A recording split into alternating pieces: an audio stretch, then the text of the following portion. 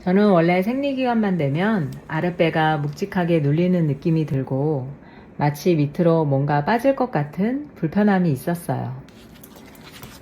조금만 오래 서 있어도 금방 지치고 쓰러질 것 같은 느낌이 들었고 허리는 너무 아파서 누워 있어도 이리저리 자세를 바꿔가며 겨우 버텨야 했습니다. 그 시기에는 하루 종일 아무것도 하기 싫고 외출하는 것조차 부담스러웠어요. 매달 반복되는 생리통 때문에 스트레스도 정말 많이 받았습니다.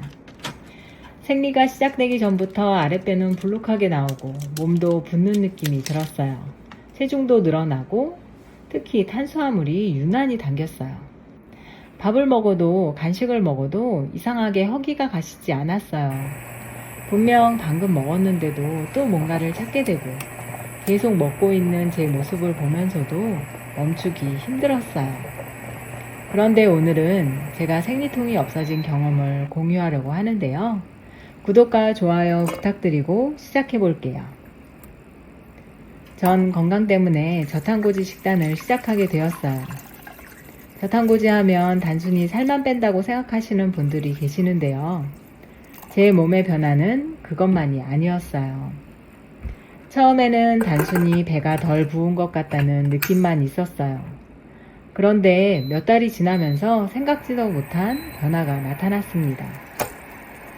예전처럼 심한 통증이 찾아오지도 않고 아랫배가 눌리는 듯한 묵직함도 점점 줄어들고 허리 통증도 훨씬 가벼워졌고 생리기간 몸이 훨씬 예전보다 가벼워졌어요.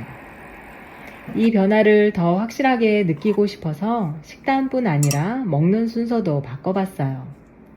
가장 먼저 고기나 계란 같은 단백질 식품을 충분히 먹고 그 다음에 채소와 탄수화물을 먹는 방식으로 바꾼 거예요. 예전에는 배가 고프면 밥이나 빵부터 먹는 경우가 많았는데 그렇게 먹으면 금방 배가 꺼지고 계속 뭔가를 찾게 되더라고요. 반대로 고기를 먼저 충분히 먹고 나니 탄수화물에 대한 갈망이 눈에 띄게 줄어들었어요.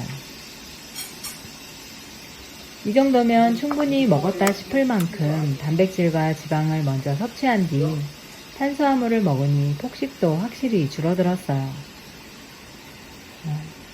그리고 제가 가장 크게 느낀 변화 중 하나는 어지럼증이 사라졌다는 점이에요.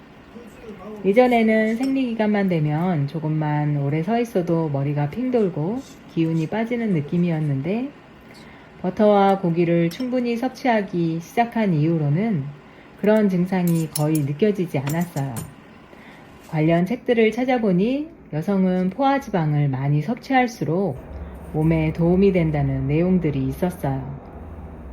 왜 이런 변화가 생겼는지 제 경험을 돌아보면 저는 아침마다 기버터를 먹기 시작했고 이전보다 고기와 계란 같은 단백질과 지방 섭취를 늘렸어요.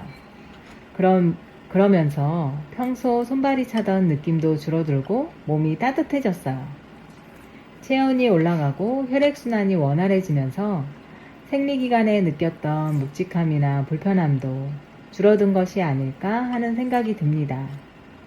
또 하나는 식물성 오일이 들어간 가공식품과 튀김류를 거의 먹지 않게 되었다는 점이에요.